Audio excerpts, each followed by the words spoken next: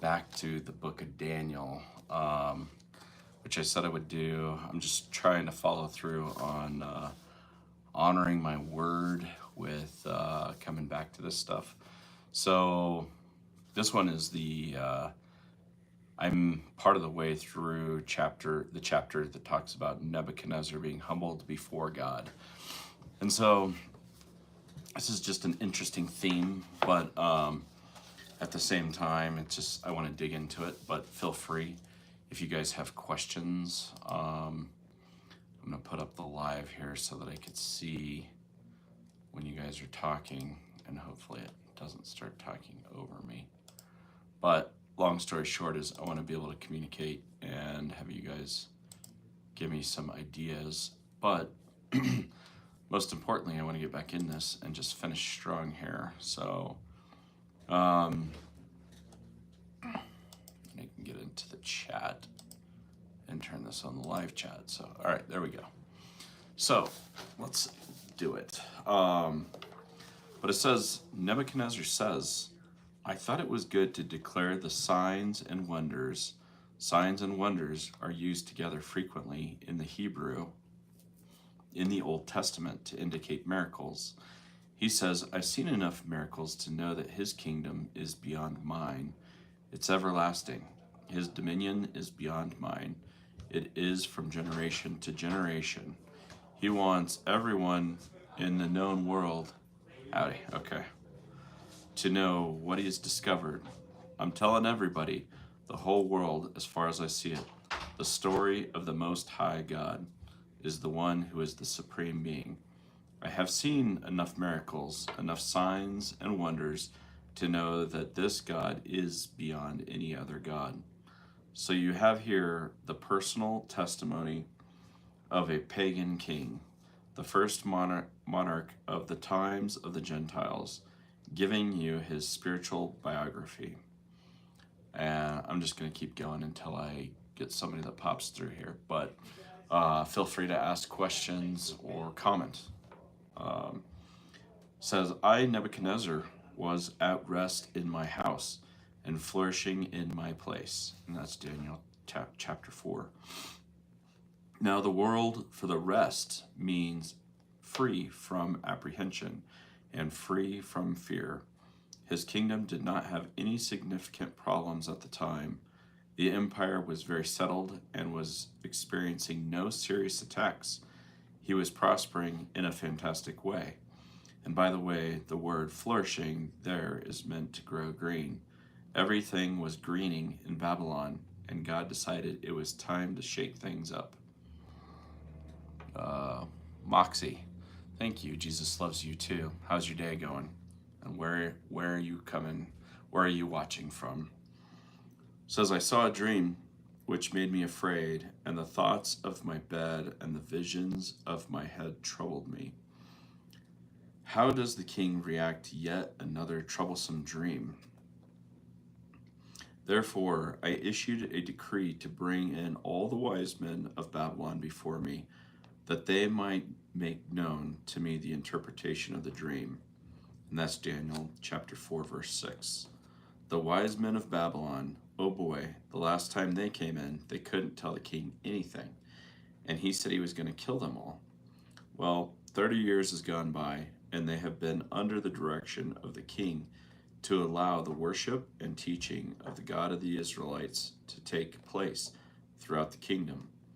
Of course, the king also promoted the 4 brave men who represented the true God. After Hananiah, Mishael, and Azariah came out of the fire alive, I suspect they had an opportunity to greatly influence all the wise men in the ways of God who saves. So another decree goes forth. Hunting for life, am I a cop? No, I'm not. I'm guessing you're saying that because of the hat. I got a new hat. This is MRM, and it's the Mission Ready Men. So, got to figure out if you're ready for the mission, hunting for life. Colby, bless you, believe in yourself. I do, but above myself there is the one true God, Colby. But it's interesting you say that. Curious, what do you mean? But yeah, so then we go on to read, and feel free to keep commenting, guys. I'm interested to hear your thoughts. But it says, then the magicians, the astrologers, the Chaldeans, and the soothsayers came in, and I told them the dream, but they did not make known to me its interpretation. They could not make known the interpretation. They did not try to buy time or go into the book of dreams. No, they just couldn't do it. While the kingdom was dramatically changed, God had reserved the interpretation of dreams for his prophet, Daniel. It was not for the wisdom of men to make known to the king. That comes from 1 Corinthians chapter 2, verse 14. Colby, have a splendid day. Enjoy it. And come back and see us again soon. But at last Daniel came before me. His name is Belshazzar, according to the name of my God. In him is the spirit of the holy God. And I told the dream before him, saying, Belshazzar, chief of the magicians, because I know that the spirit of the holy God is in you, and no secret troubles you. Explain to me the visions of my dream that I have seen, and in its interpretation. Easy for me to say. And that's Daniel chapter 4, verses 8 through 9. I love that. At last Daniel came before me. He was happy to see Daniel. That is the relationship he had with this man of God. Now, keep in mind that the king is declaring that he once followed Baal and even named the man of God after his false god Bel or Baal. This is all part of his testimony. The king commends Daniel, saying, in him is the spirit of the holy God. Don't you want people to say that about you?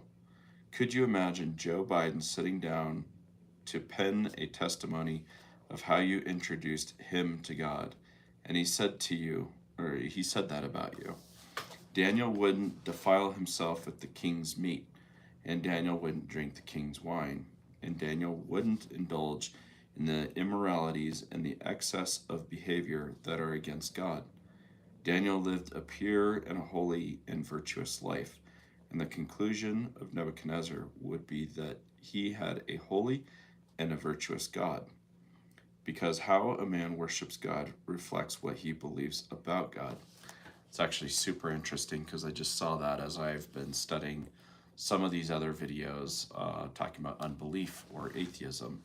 And that's one of the criticisms, which I think is a fair one for Christians, myself. Ariel, am I pronouncing that right? How's it going?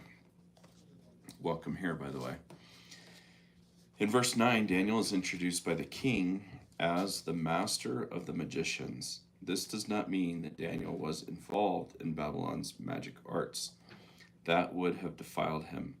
And we know that is not the character of Daniel.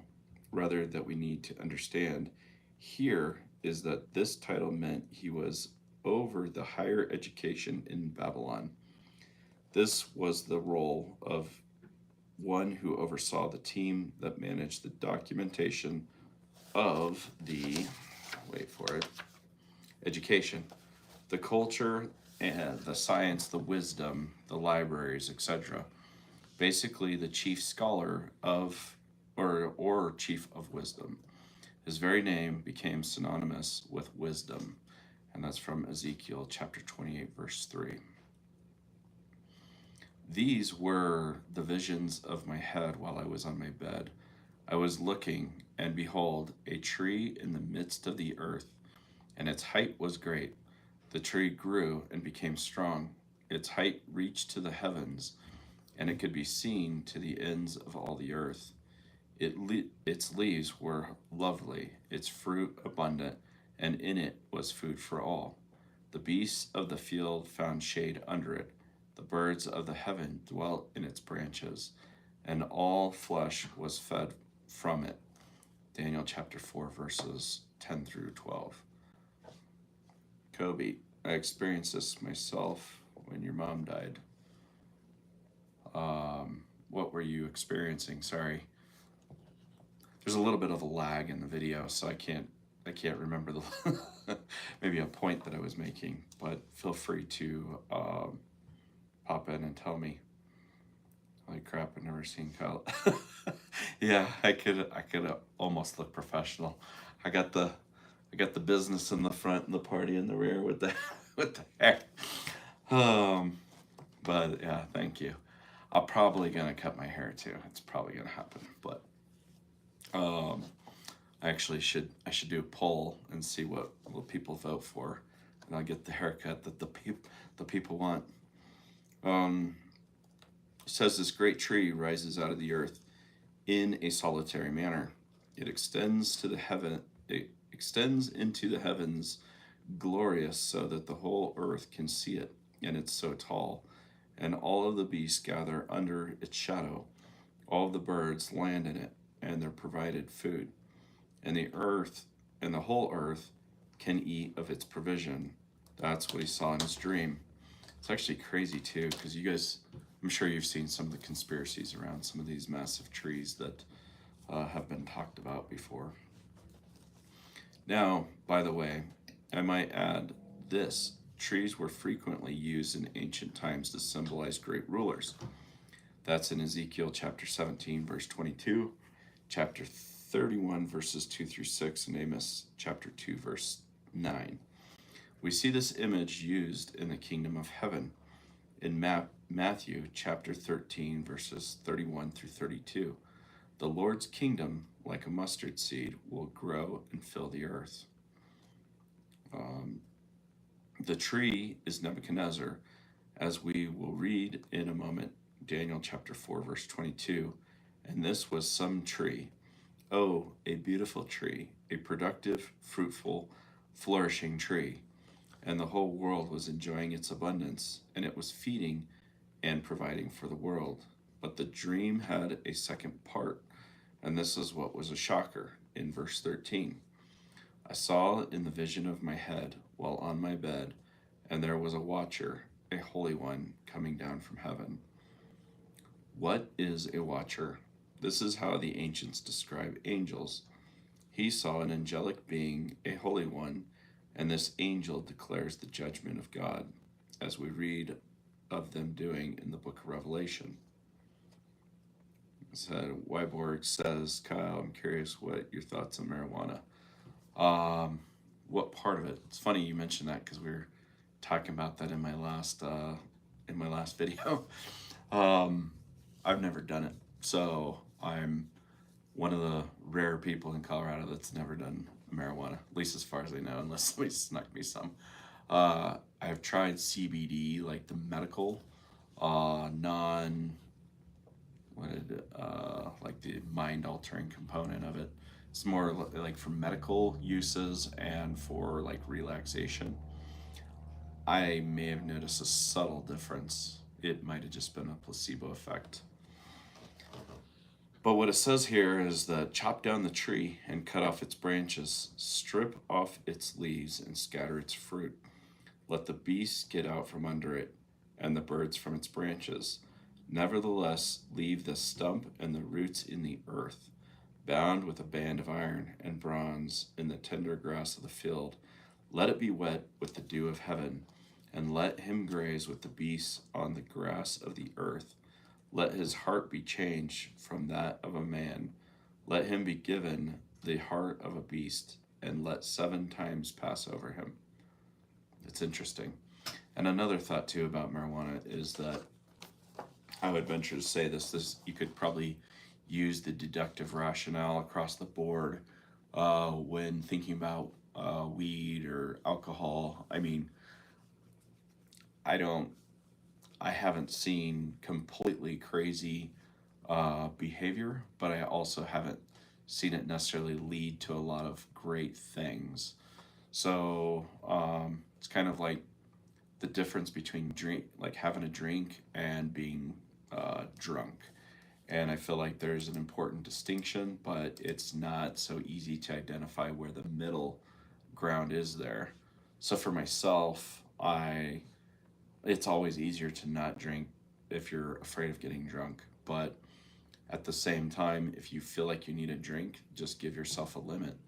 And no, the fact is, like, and here's the problem with even marijuana is you end up committing a crime or you have an accident, you're automatically guilty. So, um, because I did have a DUI in my past, um, I mean, I was automatically guilty, right? I might have been driving fine, but that's a crime in itself. But there's also another guy that ended up killing somebody. And they're arguing the point that, he's automatically guilty because he was intoxicated. Um, but also, I think that the other thing that feeds into this is that we want to make sure not to cloud our judgment.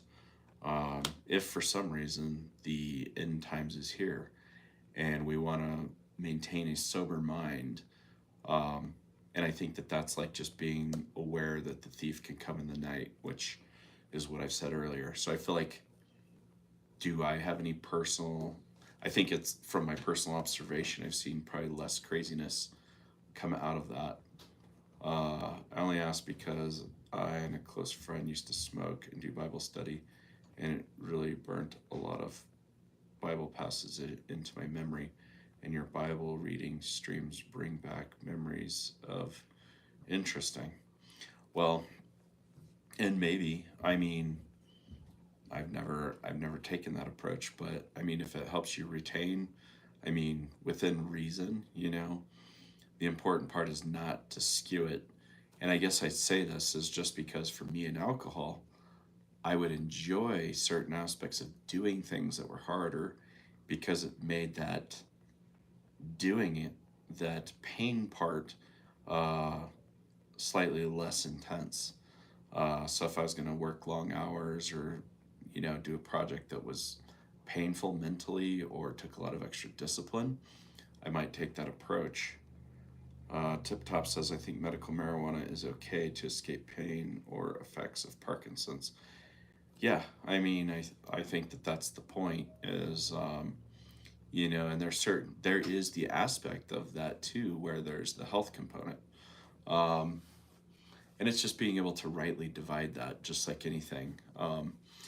Same thing with if you're looking at, heroin, I mean, and different, I mean, one can be completely abused and non prescribed in the right application, and it can lead to addiction. And so it's just to be mindful of that because most people will start with a drug that they feel like is fairly harmless. But I mean, obviously, it's just where does it lead you? And so that's the question for you guys, just like myself, is like, where do my habits lead me? Even the gym, like a lot of people would be like, oh no, it's all healthy. I don't agree with that because you can get to a point where it replaces other things that need to be done.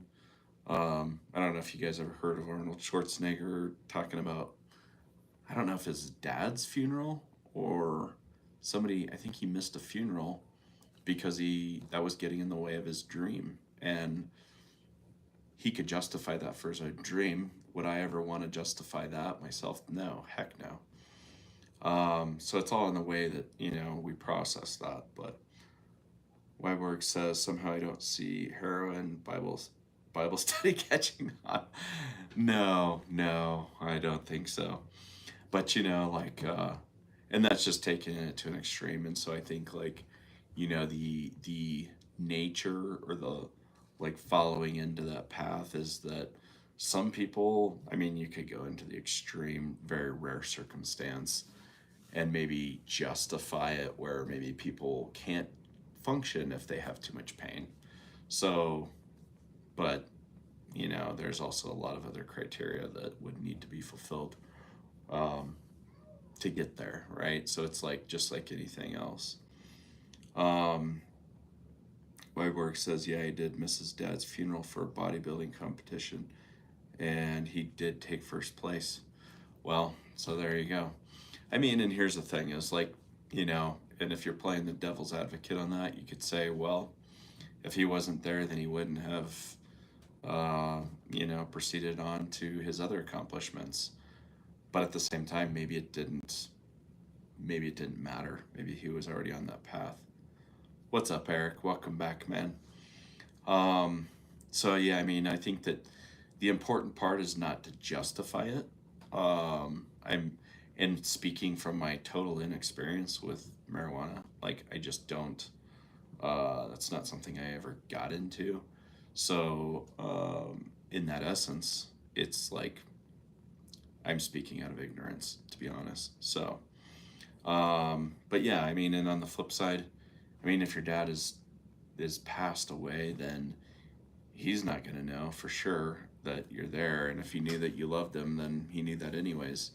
And probably most fathers would want to have their children lean into success. At least I would. I would. I mean, if I'm already dead, I don't care if people come to my funeral. It's more of, you know, hopefully like the appreciation of maybe how I lived my life and the impact that I made. So that's more where my head is at. Moderation is key, like with everything. Yeah, I agree. And I think that there's certain things that are also not healthy. Um, you know, so I mean, we go down that path too.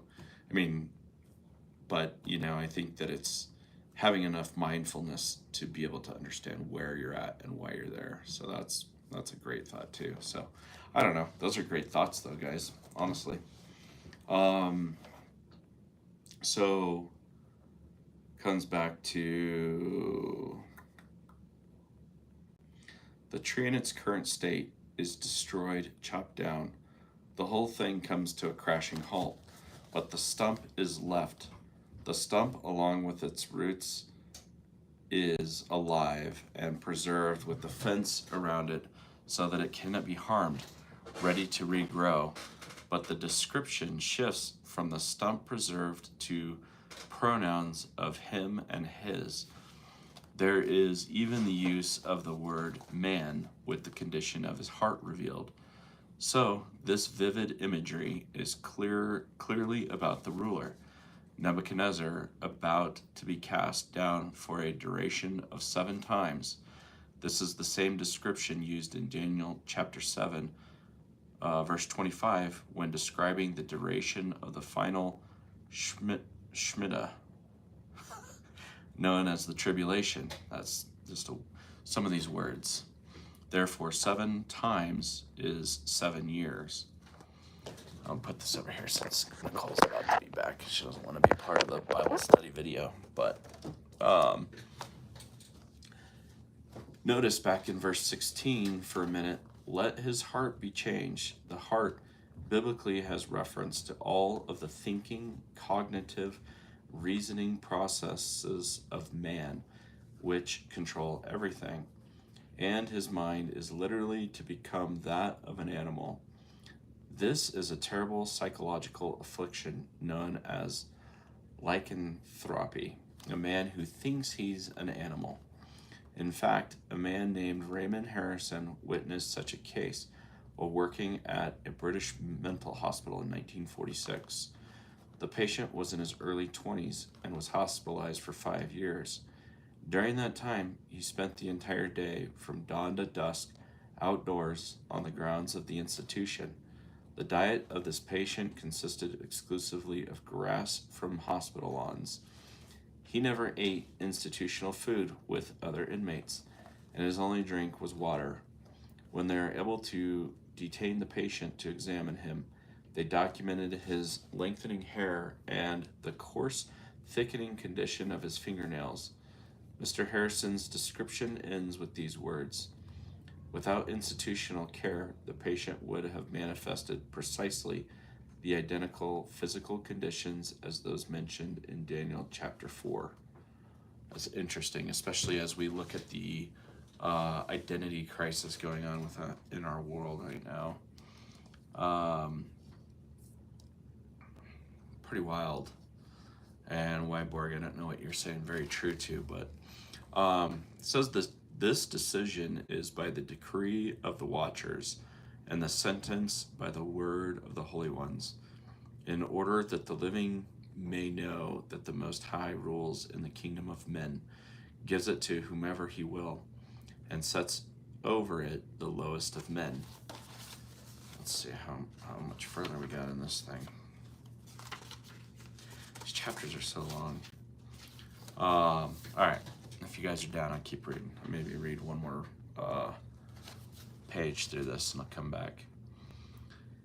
In the dream, the watchers, or the angels, actually told Nebuchadnezzar that the whole point of this dream was to show that the Most High rulers in the kingdom of men, and gives it to whomever he desires according to his perfect holy will. After all, God can even turn the hearts of kings. He can harden them and direct them like hello there. Coming back, or you want to wait for a minute? So he removes kings and sets up kings like a watercourse. He removes kings and sets up kings because he is the true King of Kings and the Lord of Lords, and there is no authority except from God. All right, probably gonna end there and come back in later. Colin's back, so. But guys, thank you for hanging out and listening. I'm probably gonna tune in later with Justice, have him do a little reading, but thanks guys for hanging out. I don't know if anybody has any thoughts or prayers they want to share, but that's pretty much it for me.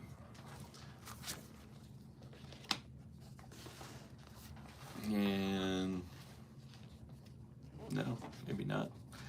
All right. Well, love you guys. God bless and have a great day. Talk to you here in a little bit. Bye-bye.